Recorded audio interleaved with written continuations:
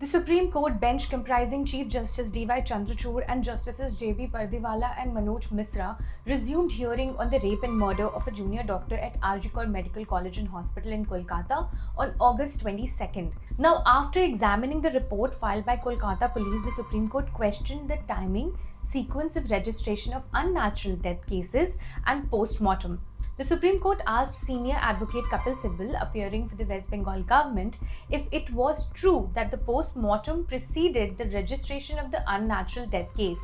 Justice Pardiwala asked, quote-unquote, if it's not a case of unnatural death, then why was the body taken for post-mortem? The Supreme Court also went through the status report filed by the CBI on the ongoing probe. Justice Pardiwala then read out the sequence of events. Post-mortem starts at 6:10 p.m. and ends at 7:10 p.m. on 9th of August. In the evening, if you are taking the body, isn't it a case of unnatural death? If not, then why are you taking the body for post-mortem?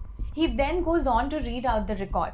The record reveals an unnatural death case was registered at Tala Police Station at 20:30, that is 11:30 p.m. at night on August 9, 2024. An FIR was registered at 23:45 hour.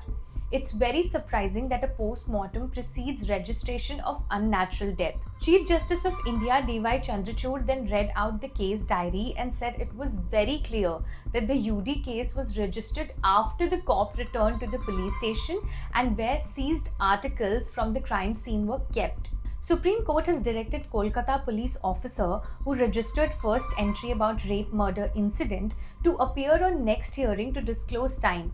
Now, last week, the top court had initiated suo motu cognizance of the case. Also, in Thursday's hearing, resident doctors at AIIMS Nagpur told Supreme Court that they are being victimized for protests.